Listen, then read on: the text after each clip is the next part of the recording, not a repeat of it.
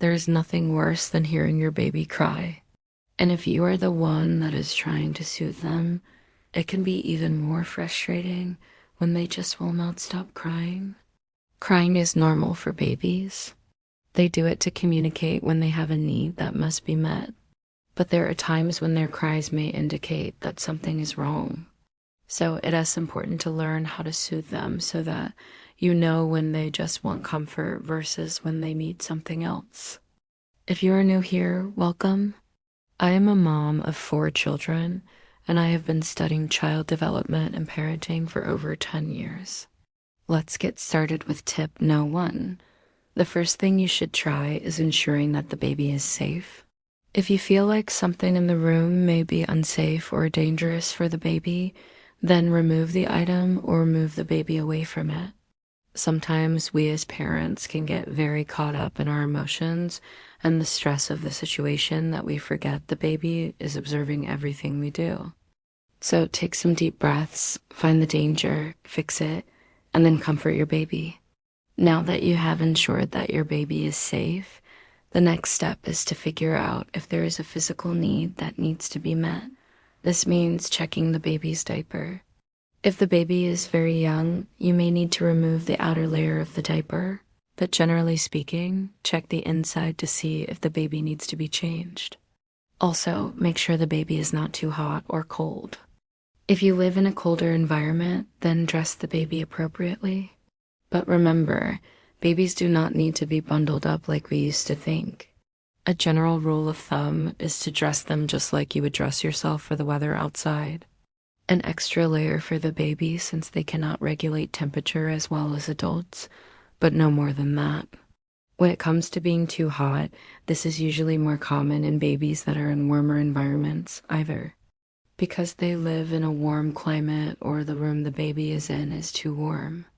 Babies cannot regulate temperature as well as we can, so they will use all means necessary to try and cool themselves down. So this could be why your baby is crying. This is also a good time to talk about sunscreen. Putting sunscreen on your baby is a great way to soothe them when they are too hot. The sun's rays can be harsh on their delicate skin. And by putting sunscreen on them, you're not only protecting them from getting burnt, but you're also soothing them. Next up, check for signs of illness. Babies are not able to verbalize how they feel, so sometimes their cries can let us know that something is wrong. Some examples of this could be a fever, sore throat, ear infection, gas, constipation, allergies, etc. You as the parent know your baby best, so you are the best judge of whether or not your baby seems sick. If you think your baby may be sick, then call your pediatrician to ask questions and get advice. They will most likely want to see the baby to confirm or deny any suspicions. Also, just because your baby is crying does not automatically mean they're sick. Many times it can simply mean that they are hungry. So always start with the basics. Make sure the baby is not hungry. Remember, newborns and infants have very small stomachs and need to eat often. Another reason why your baby might be crying could be because they have gas pains. There are many things you can do to help relieve gas pains. The first is to burp the baby. Burping allows air bubbles to escape the baby's stomach so that the gas has space to keep moving through the digestive system. To do this effectively, start by supporting the baby's body with your arm between their legs. Rest your other arm on their back and start lightly tapping their back. You can change positions and try laying the baby over your lap while supporting their head. Another thing you can do is give the baby a pacifier. The sucking motion helps the baby swallow the air they have taken in while feeding. And lastly, helping the gas pass through the body by gently rubbing the belly. Remember to always support the baby's head and neck and to never rub too hard. Okay, now that we've ruled out hunger, safety, and illness, the next step is to try and soothe the baby. There are many different methods to try, but remember that every baby is unique, and what works with one baby may not work with another.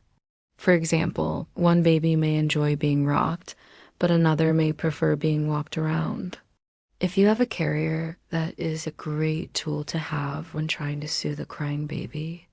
Sometimes the motion itself will calm the baby down, and sometimes the fact that you are holding them will comfort them.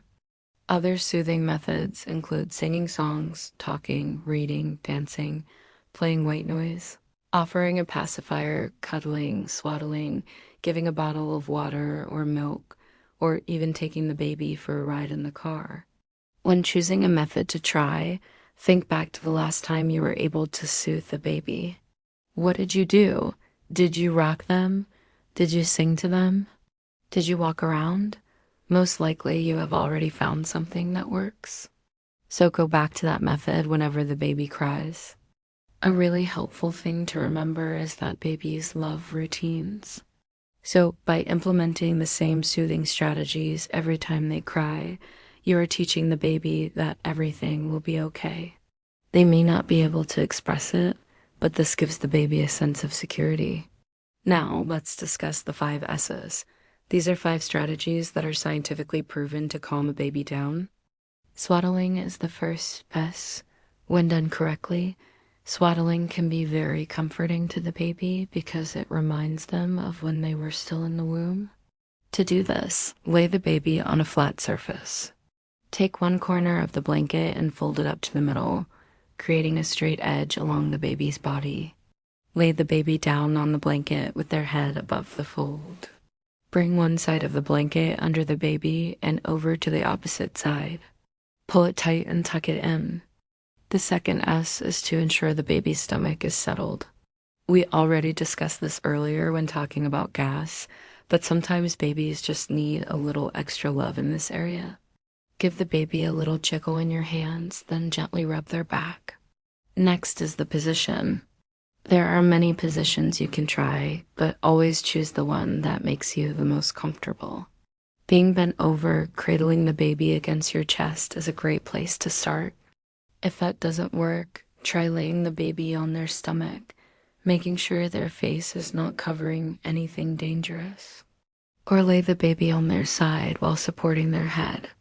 Lastly, side, swaying, rocking, or even walking around can be very effective when trying to soothe the baby. Lastly, when you have tried everything you can think of and the baby is still crying, try to stay calm. Sometimes crying is good for babies. It releases all the tension they have built up. So by staying calm, you are reassuring the baby that they will be okay. If you become frustrated and overwhelmed, the baby will sense it and their crying will continue. At this point, you may need to take a break and come back refreshed. Leave the baby in a safe place where they can continue to be soothed by another adult or device, then return feeling refreshed. Remember, never shake a crying baby. Shaking can cause serious brain damage. Never leave a baby unattended while they are crying. And lastly, do not worry. Crying is healthy and normal for babies. Trust your instincts. You are the expert of your baby. If you think something is wrong, then check it out. Always remember that you are doing a great job. It may not feel like it, especially when they won't stop crying, but you are learning so much and your baby is learning so much from you. Just keep going and enjoy every moment. Babies grow up so fast.